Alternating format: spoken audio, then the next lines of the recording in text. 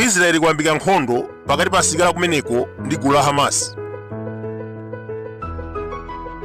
Anthu ambiri akudabwa ndi chifukwa chani Mapalestina anachitira chiwembu Israeli pa tsiku la 6 Oktoba. Chifukwa nkhondo imeneyi ili ndi mbiri yake.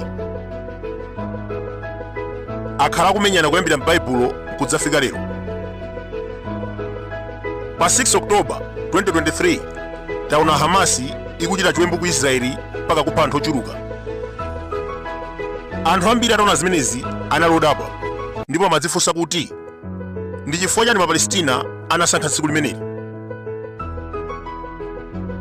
Dziwani kuti 6 Oktoba ndi tsiku lopatulika la Yuda, the holiest day. Tikukumbukira mbuyomu maiko achiluya ngati Egypt, Syria, Iraq, Libya anagwirizana ndi kuyamba nkhondo ndi Israeli pa 6 Oktoba 1973. Nkhondo imeneyi inali yovuta kwambiri, inatenga 2 weeks komanso inaphetsa anthu oposa 25,000. Zinthu zinafika pa wesi mchaka chimenechi mpaka maiko achiluya anasiya kugwisa mafuta galimoto ku Europe. Mukamamva 1973 energy crisis inayamba pa zifukwa zomwezi. Koma atamenyana masabata awiri nkhondo inatha, Israeli inawina komanso analanda malo ambiri kuchokera kwa Palestina. Patatha zaka 50 itachitika nkhondo imeneyi, gulu la Hamasi layambisanso nkhondo ina. Iwo anaponya mabomba opsa ku Israeli pa 6 Oktoba 2023. Ine yake wakunena kuti Operation Aqsa Flood. Mapalestina akudzudzula Israeli chifukwa cholanda malo, komanso akuti akumawaletsa kuti asapemphere pa Aqsa Mosque. Akasiku oyamba kuti anthu amene wamenyane. Tikumbusane zimenezi. 2021 magulu awiriwa anamenyana kwa masiku 11 pamene Israeli imaletsa asilamu kuti asapemphere pa mzikiti umenewu. Nkhondo imeneyi inavuta kwambiri mpaka Mapalestina oposa 300 anaphedwa ndi asilikali a Israeli. Hamas inali yokwiya kwambiri ndi zimene zinachitika 2021 ndipo akhala kukonzekera chiwembu chachikulu. Masiku atatu apitawa tawaona kuyambisa nkhondo yopsa ku Israeli. Ambiri akudabwa kuna kuti ndi chifukwa chani a Hamas anasankha kuyambisa nkhondo imeneyi pa 6 Oktoba. Pali zifukwa ziwiri zimene iwowa anapangira zimenezi. 1. Akupanga celebrate 50th anniversary ya 1973 conflict. Ndakuwuzani kale kuti maiko achiluya ngati Libya, Egypt, Iraq, Syria, Jordan anayambisa nkhondo pa 6 Oktoba 1973 polimbana ndi Israeli. Nkhondo imene inatenga 2 weeks ndipo Israeli inawina. Nde apapanso pa 6 Oktoba 2023 gulu la Hamas limachita celebrate 50th anniversary ya nkhondo imene inachitika 1973 ndi anaganiza zoti ayambise nkhondo yolimbana ndi Israeli. 2. Pamene Israeli ikusangalira holiest day, Hamasi inaponya mabomba komanso kupha Ayuda oposa 100 pofuna kubwezera chipongwe chimene Israeli inachita 2021. Ndakuwuzani kale kuti 2021 anamenyana kwa masiku 11.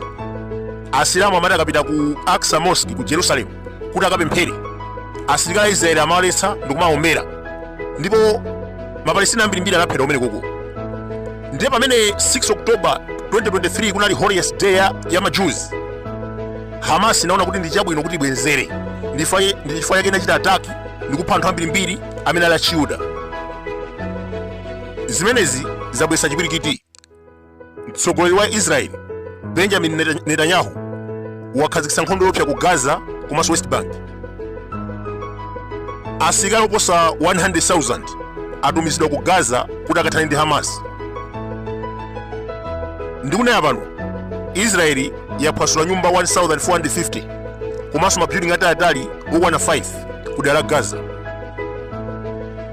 Kuphwasula kwaketu amagwisa ntchito mabomba ndipo anthu oposa 120,000 akusowa pokhala. Nkhondo imeneyi ikupitirirabe kumwera kwa Israeli. Hamasi yagwira asilikali a Israeli, ana, azimayi komanso nkhalamba more than 200. anthu amene agwidwawa ndi Ayuda ndipo akuwasunga mwakakamiza ku dera la Gaza. Zinthu zafika povuta kwambiri mpaka ndege zambiri pa dziko lapansi zayimisa maulendo opita ku Israeli. Mwachitsanzo, Hainan Airline ya ku China, Cathay Pacific ya ku Hong Kong komanso Korean Air alengeza kuti ndege zawo sizipitanso ku Israeli kufikira chipwirikiti chimenechi chitatha. Nalonso bungwe la United Nations Security Council anakumana kwa 90 minutes ndi cholinga chofuna kupeza njira yothetsera nkhondoyi.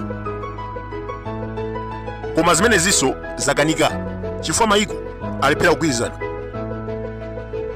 Chimene chikuchitika ku United Nations Security Council kumeneku, America ikufuna mamembala onse 15 a United Nations Security Council adzudzule zimene achita ma Palestina pochita chiwembu Israel.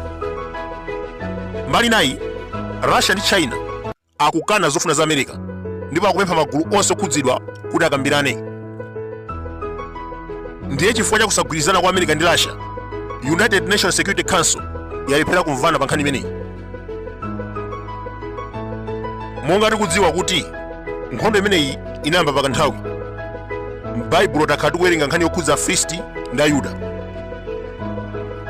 But this time around, udani umenewu wafika pa mwana wakanaphala. Of course tikudziwa kuti m'Baibulo mujaso udani umene unali waukulu. Tinaona Davide akupha Goliati, taona ndithu zinthu zambirimbiri. Samsoni ananamizidwa ndi mkazi wa Chifilisiti, ndi zina zambiri zimene zinachitika m'Baibulo muja zokhudza Afilisti ndi Ayuda. Komabe udani wa lero ndi udani waukulu kwambiri kuposa woyambirira uja.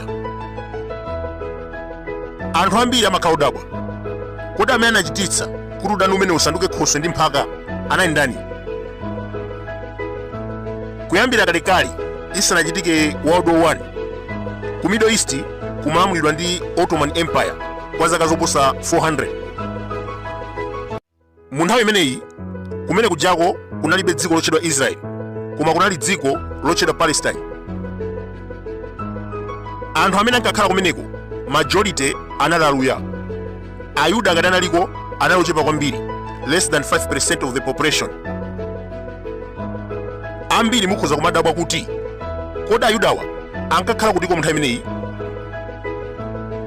Mwachidule ndikuwuzeni kuti ambiri amakhala ku Europe, especially Eastern and Central Europe. Tinamvapo za president wa Ukraine Volodymyr Zelensky ndi Muyuda.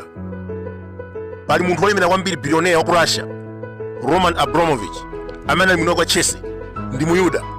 Koma sizikutanthauza kuti anthu amene ajawo anafika ku Israeli kuti ndi kwawoya. Makolo awo, m'bado wawo wonse ndi ku Europe. Ndiye mu nthawi imeneyi imene Ottoman Empire imalamulira Middle East kwa zaka zoposa 400, Ayuda ambiri amakhala ku Europe. Ku Palestine kuja kumakhala kwambiri Aluya, majority anali Aluya, ngati Ayuda analiko less than 5%.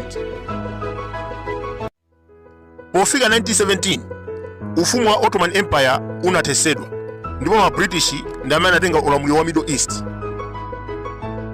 Tikukumbukira pamwambo otchedwa 1917 Balfour Declaration, ma British anakhazikitsa mfundo yofuna kupanga dziko la Ayuda ku Palestina. Mwina ambiri mukhoza kudabwa kuti kodi ma British amene wamaganiza bwanji kuti akakhazikitse dziko la Ayuda pakati pa ma Palestina. Zimene zinatheka bwanji? Kuti mumvesese bwinobwino ndikupaseni chitsanzo kunena kuti zili ngati mmene zinachitikira kuno ku Malawi. Ine aka dziko lino anali akafula. Mitundu ina yonse kungoyambira achewa, asena, alomwe, atumbuka, kanda yawo tinachita kubwera ngati alendo. Pamene ndikunena pano patha zaka zoposa 500 zinachitika zimenezi, kusonyeza kuti achewa, atumbuka, alomwe, kanda yawo tonse tinabwera mdziko muno tatha mwina zaka zoposa 500 tili mdziko muno. Ndiye tingoyerekeza ma British abwere anene kuti inu achewa, atumbuka, kandi inu alomwe muchoke ku Malawi, eni dziko akafula akubwera kudzakhala. Kodi inu mungalole kusiya malo anuwo ndikuwapatsa akafula amene achoka kalekale? So pa nkhani iyi ya Palestina, ma British analamula 1917 kuti Ayuda achoke ku Europe ndi kubwera kwawo ku Palestina. Kuyambira 1945 itangotha second world war zimenezi zinayamba kuchitika, ndipo America mothandiza ndi Britain anakhazikitsa dziko latsopano lotchedwa Israeli mchaka cha 1948. dziko limeneli linakhazikitsidwa pakati pa mapalestina. Okay, zili ngati kunoko ku Malawi azungu atenga anthu a ku Sudani ndi kuwayika ku Lilongwe, kena kanene kuti ino anthu a ku Lilongwe chokani mukakhale ku Chitimba, malo atu kuwapatsa anthu a ku Sudani apange dziko lawo. Kodi mudakhala ino mungalole zimenezo? Ambiri tikamanena nkhani yokhuza Israeli ndi Palestina amayitanthauzira molakwika, koma mukuyenera kumvetsetsa kuti zimene tikufotokoza pano zikugwirizana ndi history, sizikugwirizana ndi zimene zimawerengedwa m'Baibulo, chifukwa panopa ndimakamba kwambiri zokhuza history, is not Bible knowledge. So mundikhululukira pang'ono, ndine Khristu, koma zambiri zimene wafotokoza pano zimakhuza ndi history. Ndiye ena ndikati nalonchi amayamba kutsutsa, koma ndimakufuna ndikupempheni kuti musanatsutse muziwerenga mabuku a history kuti kodi amati bwanji dziko la Israeli linayamba liti. Ena muzibwera ndi argument anu kumandiuza kuti ayi dziko la Israeli litu ndi Yakobo, tikudziwa zimenezo, koma dziko la Israeli linayamba liti? It's like Malawi kale ina Nyasaland 1964 inatchedwa Malawi, kodi Israeli anayamba liti? Ndiye pano tikunena kuti ma British no Americans ndi amene anayamba kusamusa anthu ku Europe ndi kumapitisa ku Palestina, kenaka kumene kuja anakakhazikitsa dziko lotchedwa Israeli mchaka cha 1948.